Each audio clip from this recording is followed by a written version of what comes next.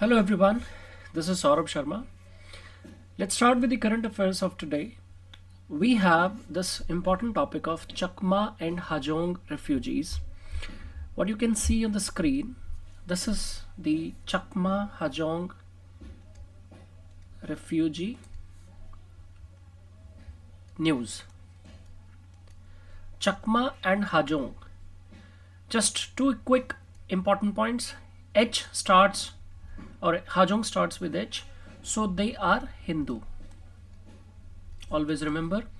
And these Chakmas are Buddhist. This is their religious profile. What religion do they follow? So this is important for prelims. Now, before getting into this story, I would like to just state that the refugee issues, generally, where is this refugee issues taking place? Why does it take place? What are the reasons behind it? So first you have to understand the basic reasons that why this issue of refugees comes up. It's very simple. This is mostly a phenomena of developing or above average developing countries that are not fully developed. For example, we have this issue of refugees from so many countries in the world. We have refugees who are fleeing from Syria and getting into Turkey. We have refugees issue about Rohingyas who are belonging to Myanmar, originally called as Bangladeshis, but after the settlement, after the colonial master left the country or the island or the southern Indian subcontinent, that became an issue. And ultimately, these refugees are people who have human rights, who have universal rights, right to life and every single thing. And they have equal rights of belonging to any nation as much as you and I do.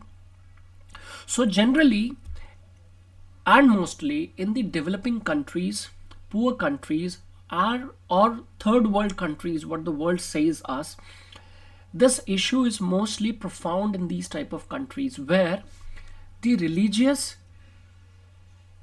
majority and minority issues there, the differences between the haves and have-nots is high, where the multiplicity of ethnic origins based on racial traits, ethnic traits, linguistic traits and cultural traits are present. So all these parameters combine together to make a unique identifiable traits that makes the distinction between two type of communities.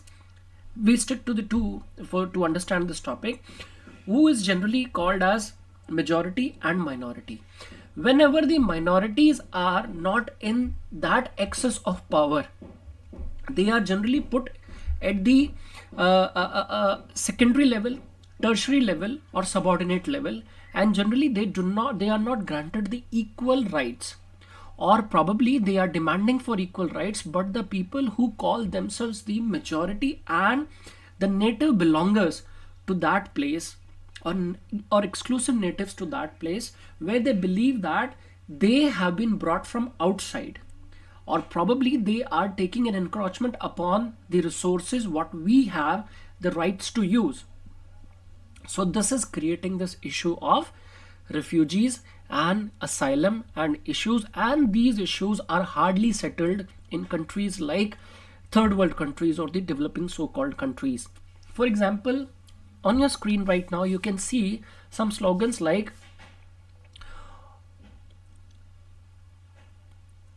"Stop Arson in CHT, Chittagong Hill Tracts, Bangladesh." "Stop atrocities among the people." "Give us our rights." "Do not kill our people." "Respect our religion." These type of slogans generally you are seeing in the screens and news. Why this is happening? What are the reasons? This is the basic parameter. I just wanted to make you understand that these are the basic reasons that this issue of racial segregation between the majorities and minorities based on different traits like ethnic, linguistic, social, cultural, physical appearances, and all these issues are present, and they makes a segregation between the haves and have nots due to the access to the power. And overall, this issue is generally remaining the fundamental reason behind the disruption and disturbances of law and order, mostly violences, denial of rights, denial of rule of law, denial of basic humanities that constitute the absolute universal right named as right to life. What Supreme Court has given the direction in 1996 that all the people present on the land of India, they have this right to life subject to their condition on the land of India, whether they are enemy or non-enemy, aliens or non-aliens on the land. But as long as they are alive, they have right to life. But if they are convicted, then accordingly their right to life provision will be decided. So this is an important topic we have today. So this Shakma refugee case is generally, overall, if I just give you a brief, that these people belonging to the hill tracts of Bangladesh, Chittagong hill tracts of Bangladesh, and from there, from the Lushai hill tracts of the earlier Lushai hill districts of Assam, because Assam was a majority of one state till 1971. After that, the Assam state, the major state, got disintegrated in so many states, and whatever states we have, for example, Meghalaya, Arunachal Pradesh, Mizoram, Manipur, they all used to be belonging to, with some parts, if not exclusively, with the state of Assam. And there the segregated units first given the accorded status of union territories, northeastern frontier agency like Arunachal Pradesh, and gradually and consistently as the time demanded, as the people aspirations went on, the rights of statehood were given, and this identification of statehood was granted to all the states. For example, the Arunachal Pradesh got statehood in 1987, and then Nagaland got in 1961. Then Meghalaya got the statehood in 1971. That union territoryhood, and then so on and so forth. These states started coming up. And why these people have to be displaced? What are the reasons? Sometimes development, sometimes hatred, sometimes the powerful push from the boundary to outside. This powerful push we are seeing in the case of refugees named as Rohingyas. What is the story of Rohingyas? These people who were originally belonging to Bangladesh southern districts of this Sundarban deltaic districts, they were taken to Bangladesh to work over the farms. Who took them? The colonial master. They were actually indentured laborers, forceful laborers, and they were taken to the farms to work there in the hill districts of districts of Myanmar. After the colonial masters left, Myanmar being a majority of Buddhist following religious country, here they believe that these Muslim people who were brought in by the third person, they do not originally belong to this land. Therefore, they must be expelled back to the places where did they come from. So this is the reason. And now Bangladesh says that once everything is settled and the colonial master has left, and before they left the land or the countries, they, whatever the settlement was there, that status quo has to be maintained. So in this way, Bangladesh is not ready to accept those people. Myanmar is not ready to give them the settlement in the country. So these people are generally stateless, and they are the most ironic people on the earth at the moment, because even 50-60,000 Rohingyas are staying in India. This is just a figure given by the state agencies and authorities, but I believe that in reality these people are making a great volume present in the country.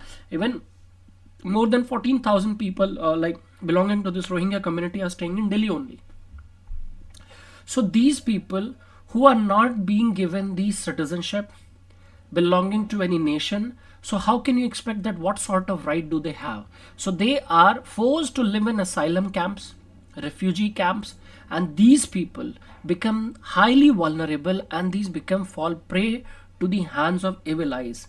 For example, they are generally given so much of hatred lessons, hatred, and their brains are washed in such a way that they can, because like they are vulnerable, and when the basic rights are not granted to the people, they are very easy target to be manipulated against humanity, against law and order, and they are the first spot or community which can be made to do anything. So this is not just important from the human perspective, but for the state law and order perspective too, because they can be easily converted to human bombs. They can easily converted into infiltrators, terrorists, and whatsoever, because they are very angry against all the so-called rational statehood system, rational granting of rights, and they are not given any rights. So where do they belong to? They sometimes going to Indonesia in boats, but the Indonesian authority have stopped them, and they had to remain in the boats for months. Can you imagine this type of pity? So this is about Rohingyas. Now coming back to Chakma refugees. Because of the developmental aspect in the Kaptai Dam, in the Kernfuli River,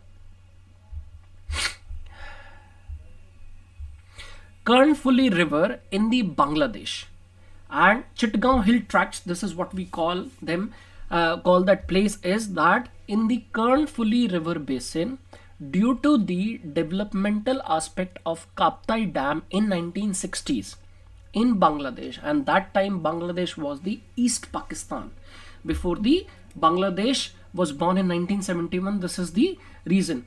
And there the religious orthodoxy and authoritative rules directly coming from the far westly located West Pakistan, that rules were coming and that orders were coming where they did not ever understand the sensitivity towards the other religious communities, because as I said that Hajongs, they follow Hinduism, Chakma, they follow Buddhism, and during that time and even today Bangladesh, what it used to be, the East Pakistan, was majority a Muslim country. And India and Pakistan did not share great relations since partition, so that is why these communities fall easy prey to the state hatred policies during that time. So during the development, or because of the development of Kaptai Dam on the Kernfuli River in 1960s, these people were displaced from the Chittagaon Hill districts of Bangladesh, right? And these people mostly had to fled these countries because the Chakmas, their lands were taken because they were all mostly living in the jungle areas, and they had to seek asylum in India, and they were settled in relief camps in the southern and southeastern parts of Arunachal Pradesh from 1964 to 1969. And what about Hajong? Hajongs were Hindus, so ultimately they were made to they were basically made to victim of the religious hatred, religious violence. The women were molested and whatsoever, so they had to flee the country as well. So from the Lushai Hill districts, present Mizoram, from there these people had to flee towards the further north, and those two coming towards the north, finally they got settled in the southern districts of Arunachal Pradesh, like in the districts of in the Miao, Bodusma, Kharsang, right? In these type of districts, actually these people were made to settle. But during that period of 1960s until end, they were made to live in those areas, but they were never got acceptance in that areas, right? So I hope you understand that who are Chakmas and Hajongs. Chakmas displaced because of Kaptai Dam. Hajongs were basically the victims of religious hatredness, and they had to flee, majority of them. And like they all were, when they left the country, they started following the routes of Lushai Hill tracts through the states of Mizoram, and they are now settled in the Changlang district of the state of Arunachal Pradesh presently, right? So this is their basic. Now, what went wrong with them? The problems is that since their settlement in the country, the basic or the native people of Arunachal Pradesh, the native people who belong to Arunachal Pradesh since birth and since ages, they believe that the Chakmas and Hajongs are just the burden over these states. They were given to state of Arunachal Pradesh without getting consultants or any kind of consultancies with the authorities of Arunachal Pradesh. But during that time, it was making a part of Northeast Frontier Agency. It used to be NEFA. So it was directly under control of Union Ministry or Union Government. So who were there to get consulted? So it was the entire prerogative of central government that they could got them settled there in the NEFA areas of Arunachal Pradesh. And since their settlement during that time, they are basically have allegedly been victims of riots and police atrocities, hate crimes, denial of rights, and denial of any beneficiary programs. So as you can see that once the community, as I said during the case in the context of Rohingyas, whenever the people coming from outside, the people who are living to that place originally, they would hardly welcome them. If they are not welcoming them and they are not giving any direct resistance to their welcoming, they are generally made to suffer structurally. And what are those structures? Based on their ethnic and racial identities, language basis, religious separations, they are made victims of hate crimes, that even the police do not give them their rights and respect to their existence. So whatever the crimes are generally happening, they are assigned the reasons of those crimes. This is what happens in United States of America. Still it is happening. If you see, during the COVID period, maximum of blacks lost their lives because they did not get the quality of treatment what according to the on the same lines what whites were getting. So this is basically a racial profiling system where based on the racial profiles, colors, languages and racial outlooks, this hate is generally practiced against these people. So this is what happening against these with the Chakma refugee people or Hajong people in the Changlang district of Arunachal Pradesh, where they are majorly concentrated. So what are the four things they are generally falling prey to? They are falling prey to the hate crimes,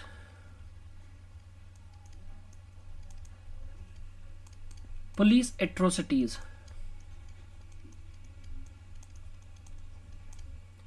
plus denial of rights,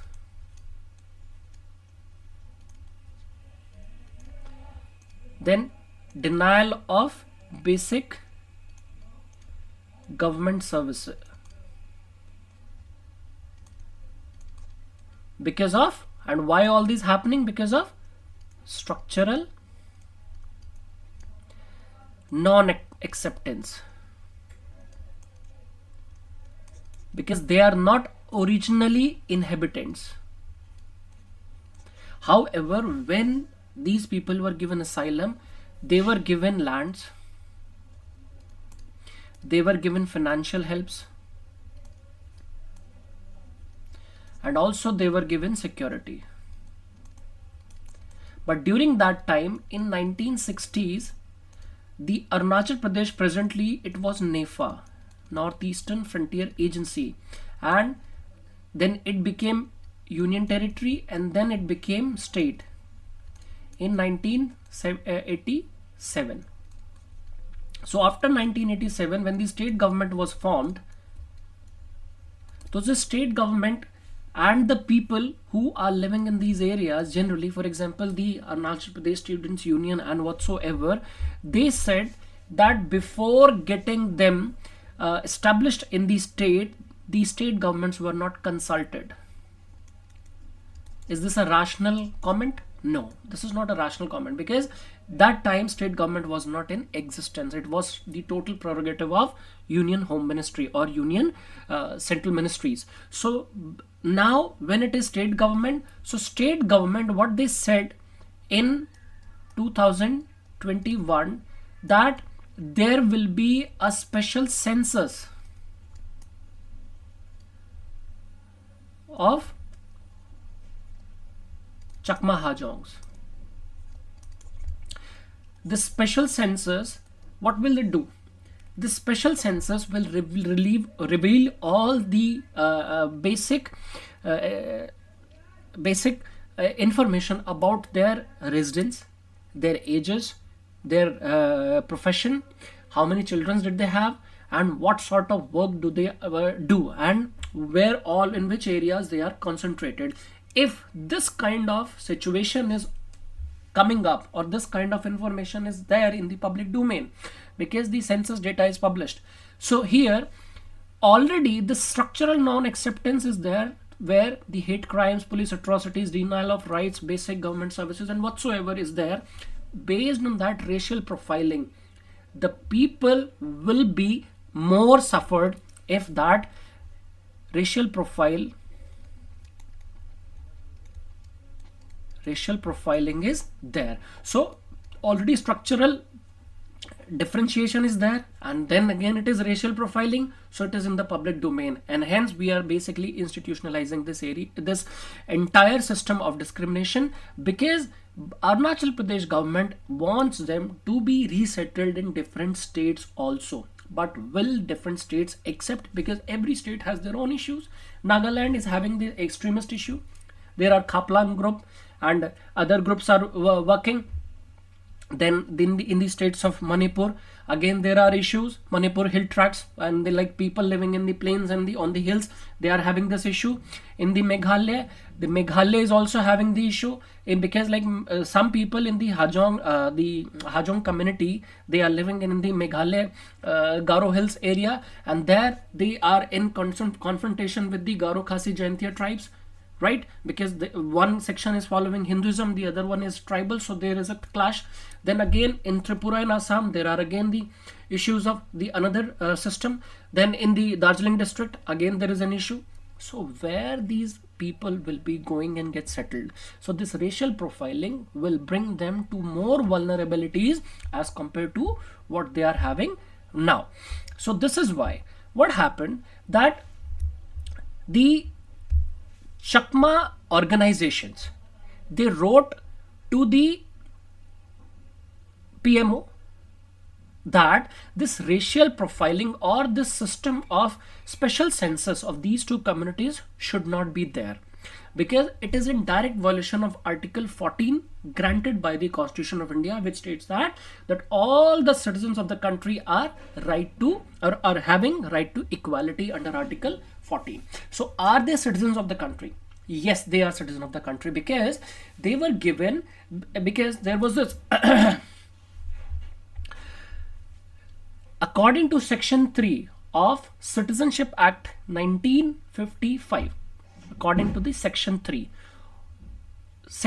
states that all the people born in India, or born to those who were born in India before the date of July 1st, 1987, they all are citizens of India by birth. So what it states that? It states that the Section 3 of Citizenship Act 1955, it states that all the people, all who are born, and all who born to those who are born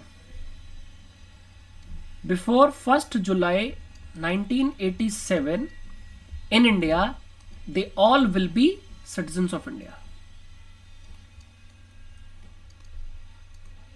And remember, this is the time where Arunachal Pradesh came into existence as state. Before that it was union territory. So that means that all the people, and since Chakma and Hajong people were there in Arunachal Pradesh before this date, they all are automatically citizens of India. So hence their citizenship cannot be denied. Therefore, in 1996, Supreme Court asked the central government that these Shakma refugee people also have right to life. Important. Under Article 21. So therefore they should be granted citizenship without any ifs and buts. So they must be given citizenship. And again in 2015, Supreme Court again said that their orders of 1996, why were not they followed? If they were not followed, then they should be followed with immediate effect, and these people must be given citizenship with immediate effect. So therefore these people are accorded the citizenship status in the country. And now the 2019 CAA, it has generally excluded the state of Arunachal Pradesh from its ambit. Therefore, these people, because Arunachal Pradesh is having the inner line permit system, and based on these inner line permit system, all these people, and this inner line permit system is basically regulated under the Bengal Act, and due to this inner line permit system,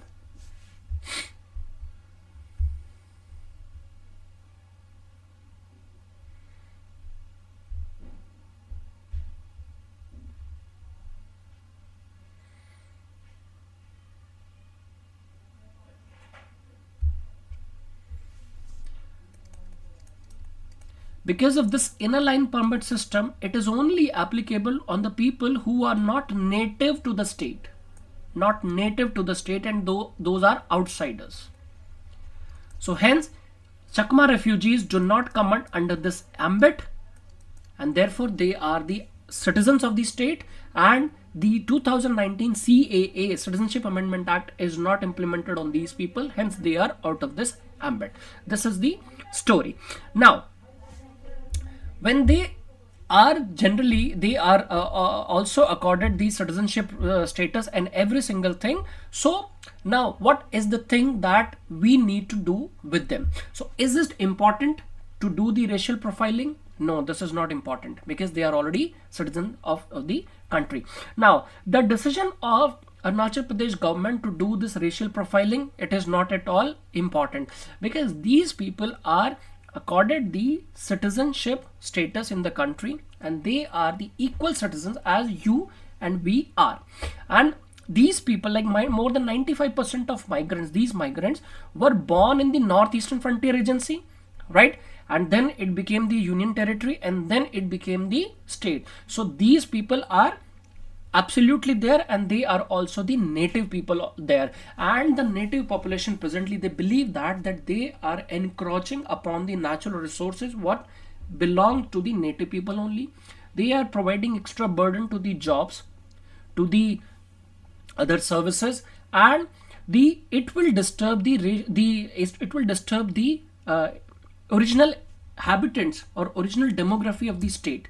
And these people are not speaking the Arunachal Pradesh basic traits or languages. They are speaking sometimes Hindi, sometimes they are speaking Bengali or Huso or whatever their native dialects are. So, and these people are disturbing the demographic profile of the area. So it is not at all good thing, because these people are equal Indians as we are, because they are also having the voting right since 2004, right? And if these people, based on the racial profiling, they are actually sent outside the state, then they will be coming into the dumping communities, and no other state, the neighbors of Arunachal Pradesh, will accept those unwanted dumpings, unwanted communities in the states there. And these people cannot go to the other areas where the inner line permit system is applicable, because for Manipur they will be outsiders,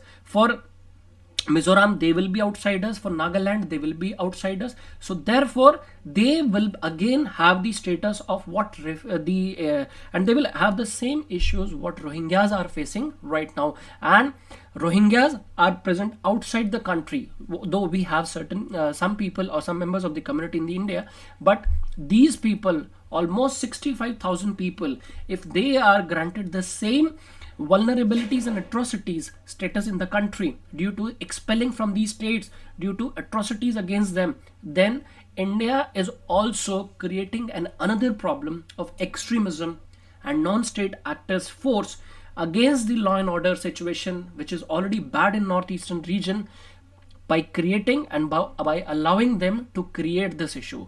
And Supreme Court, being the topmost court of the country, their decision to grant them citizenship with immediate effect should be granted, and the strategies should be so well that people of Arunachal Pradesh should welcome them and accept them, and whatever help state central ministries could give them, they should also give them. Right now, as you can see on the screen, Supreme Court had directed the center in 2015 that Shakma and Hajongs are accorded Indian citizenship, and basically it is the recalling of their decision in 1996. Right, and these people who are living in Arunachal Pradesh, they are the original inhabitants. They say that it will change its demography, but here demography is not greater than India's diversity or India's respect to diversity. And if India has given them this status, so these people are already living in the country for more than 60 years. So they are through the process of naturalization too. This community is more Indian than citizenship rights. So this is the issue of Shakma and Hajongs, and the very important decision given by Supreme Court in 1996 in the context of right to life, that these people are also have the same right to life what other Indians have, and hence they broaden this dimension or definition of right to life in this context. So it is not an issue of Bangladesh, not an issue of Myanmar, and here if we are not sorting this issue with immediate effect, then it will definitely become the issue of China, and China can play with this very weak loophole for India. So that's how this resolution with immediate effect is highly important and ideal for the Indian situation. So that's all about the Shakma refugee issue and its implications if we do not sort it well on time.